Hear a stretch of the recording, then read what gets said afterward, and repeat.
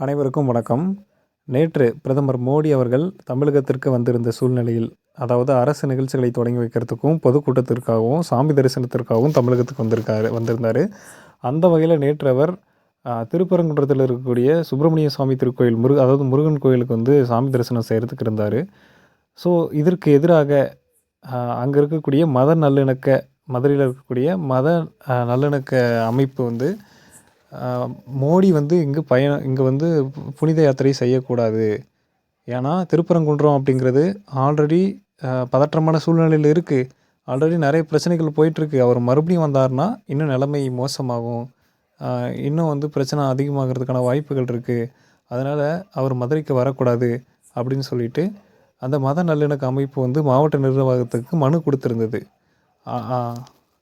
இதற்கு பாஜகவினர் என்ன சொன்னாங்க அப்படின்னா, இது மத நல்லிணக்க அமைப்பெல்லாம் கிடையாது. திமுகவினுடைய இன்னொரு அமைப்பு. அவங்க தான் பிரதமர் இங்கே வரக்கூடாது அப்படின்னு சொல்லிட்டு சொல்கிறாங்க.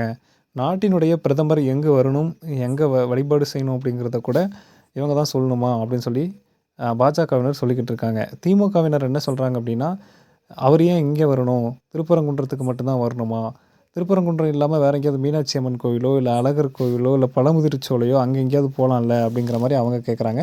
அதுக்கு பாஜகவினர் வந்து ஒரு பிரதமர் எங்கு பயணம் செய்யணும் அப்படிங்கிறத பிரதமர் தான் முடிவு பண்ணுவார். மத நல்லிணக்க குழு அப்படிங்கிற பேரில் திமுகவினர் செய்யக்கூடிய திட்டம் தான் இது அப்படின்னு சொல்லிட்டு பாஜகவினர் ஒரு பக்கம் சொல்லிக்கிட்டு இருக்காங்க.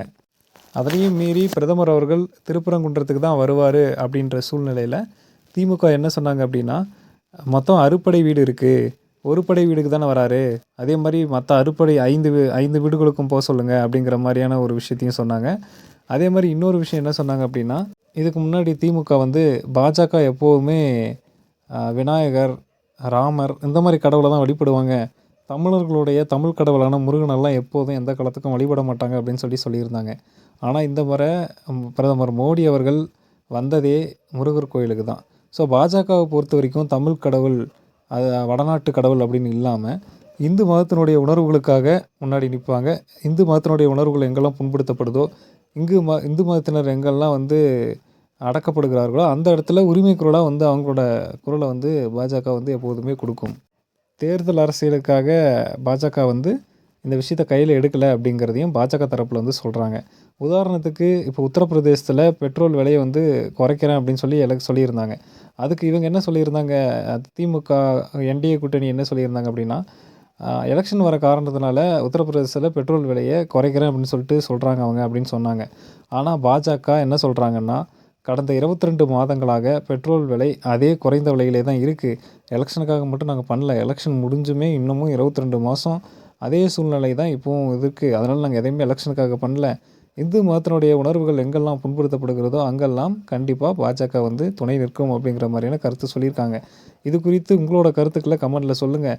மேலும் இது மாதிரியான அரசியல் சார்ந்த உடனடி செய்திகளை தெரிஞ்சுக்கணுன்னா மறக்காம நம்ம சேனலை சப்ஸ்கிரைப் பண்ணி பக்கத்தில் இருக்கிற பெல் ஐக்கானை கிளிக் பண்ணிக்கோங்க. நன்றி.